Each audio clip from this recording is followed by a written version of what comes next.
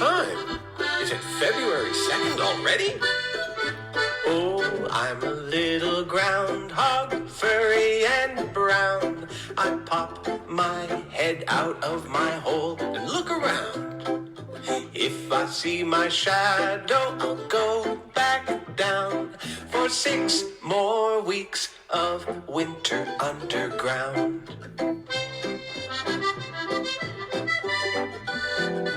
Oh, I'm a little groundhog, furry and brown.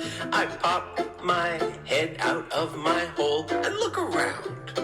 If I don't see my shadow, I'll stay out here and enjoy an early spring this year.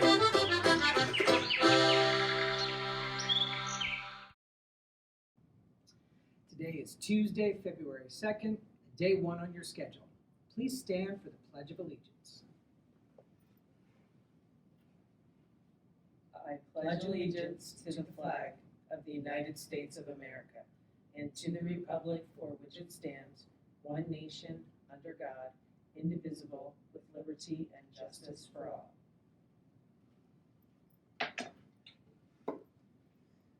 Now to Hurricane Payne for the weather.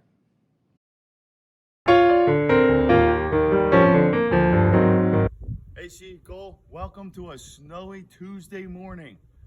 Outside, well, it's still snowing and it's going to continue to snow off and on throughout the day. We're going to be receiving snow showers. Not a lot of accumulating snow. Remember, accumulating is how it packs up. So not very much of that, but the wind's going to be blowing. The temperatures are going to be cold. It's going to be around 34 degrees, but it's actually going to feel a little bit colder like that because if you look outside, we're basically sitting in a refrigerator. We got cold snow on the ground, the atmosphere up top. The farther we go is cold, so the temperatures are going to stay very cold throughout the day. And that storm walloped us yesterday.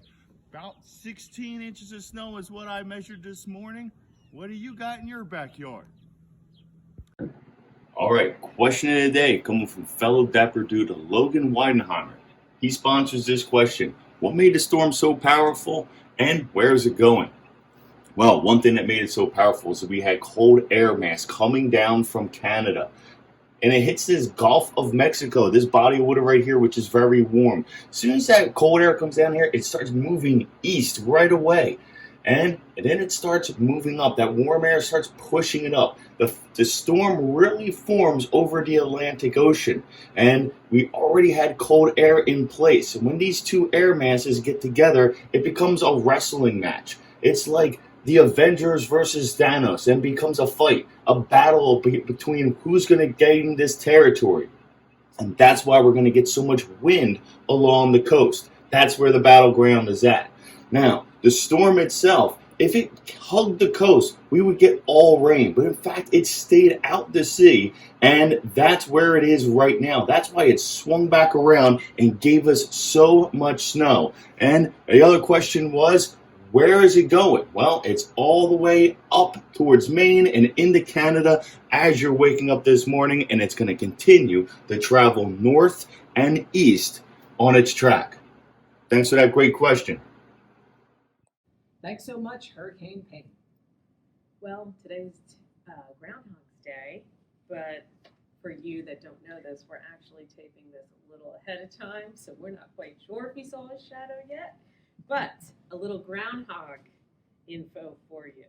According to legend, if the groundhog comes out of his burrow today on February 2nd and does not see his shadow, we will have an early spring. We could possibly be home watching this right now, and we aren't going to have an early spring. If the groundhog sees a shadow, then it goes back into its burrow, and winter will last for 6 more weeks. So we will see what happens. Other groundhog facts: they can swim. They are excellent tree climbers. It's kind of funny to see a groundhog climbing up a tree, but yeah.